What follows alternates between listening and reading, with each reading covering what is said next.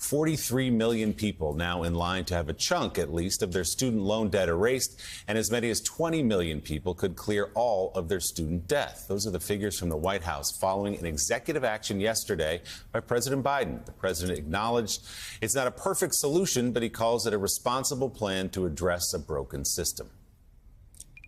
And not everything I'm announcing today is going to make everybody happy. Something is too much. I find it interesting how some of my Republican friends who voted for those tax cuts and others think that we shouldn't be helping these folks. Something is too little, but I believe my plan is responsible and fair. It focuses the benefit on middle class and working families. It helps both current and future borrowers, and will fix a badly broken system. And these actions build on my administration's effort to make college more affordable in the first place.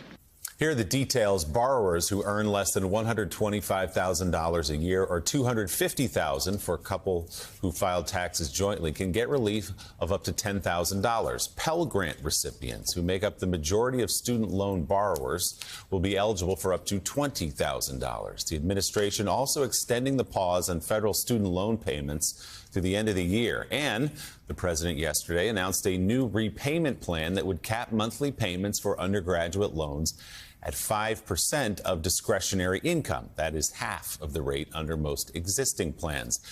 Democratic lawmakers, many of them wanted more, but generally happy yesterday with the president's move. Let's just celebrate, because understand, 20 million Americans got the news today that they will never have to pay another nickel on student loan debts. Young people, people who are trying to make ends meet, they, as it is, are struggling. And so to ask them to be paying back their student loans right now with a difficult economy is just wrong. This is an unprecedented step to alleviate the burden that people are feeling.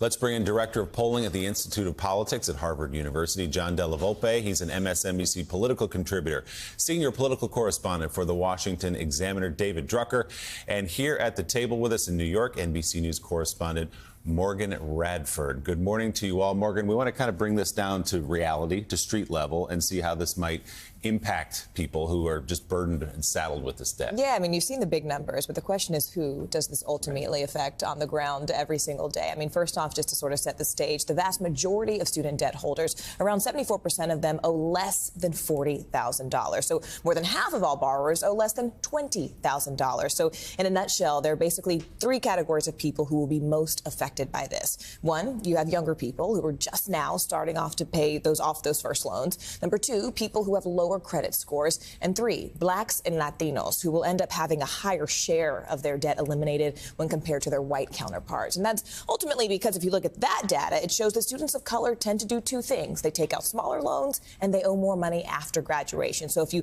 kind of fast forward and look at that, 90% of black students and 70% of Latinos, they take out loans compared to 66% of white students. And then when you sort of look at the 4 years after graduation, the average black college graduate owes more than $52,000, and that's compared to around $30,000 for Latinos and $28,000 for white graduates. So at the end of the day, those numbers look a lot like people, like loan holders, like Juan Mira Sandero. He's the young activist who says that he had to drop out of school and get a job after his mother had to self-deport back to Mexico during the Trump administration. And then you have Sharonda Pender, a mother of two in her 40s, who still has that loan balance hanging over her head, even though she had to stop going to school to get a job. Take a look. I went to school in 93 to 96. So it's like now I wasn't able to finish. Life happened. I had a baby, and I had to get a job outside of college and work. And then, got married, had another baby. Long story short, so I was never able to finish. I'm 46 years old and still have this, over my head. So this announcement definitely, it gives a little hope, for a start of some type of relief for us. I took out loans because I didn't have financial support for my family. I am one of four children, but I'm the only U.S. citizen in my family. I come from a mixed status household. I voted for the president specifically for this issue. $20,000 for Pell recipients would be a major victory. And I voted for the president for those reasons, and I would feel like the president is delivering to an extent, even if it's not everything that we advocated for.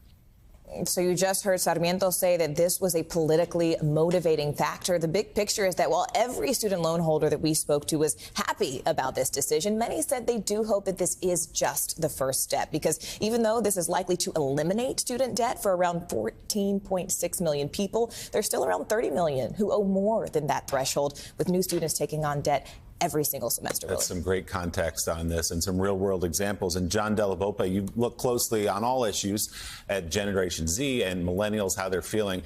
How do they feel about debt cancellation? Obviously, I think this is among, demographic groups, perhaps they are most concerned about all of this. Well, thanks, Willie. You're right, because what they're looking for this next stage of their life more than anything is financial independence. And this issue cuts directly at that. But this plays on another level as well, which is it helps rebuild trust among Generation Z and millennials, the largest combination, largest voting bloc we'll see in 2024, both in government, generally, that government can do big things, that there's faith. If you vote, you will see a tangible effect and impact on that vote, number one. And number two, it builds faith in President Biden. Over the last several months, I've conducted lots and lots of focus groups and surveys, and younger people were questioning whether government was listening to them, whether President Biden was actually tuned in and caring and listening to their needs. And now, just 18 months into the terms, most of the work of the last several months, they see the administration delivering on guns, a promise kept. They see the administration delivering on climate, a promise kept. And now something that impacts them directly right now, they see him delivering on student debt. I think this works on two levels.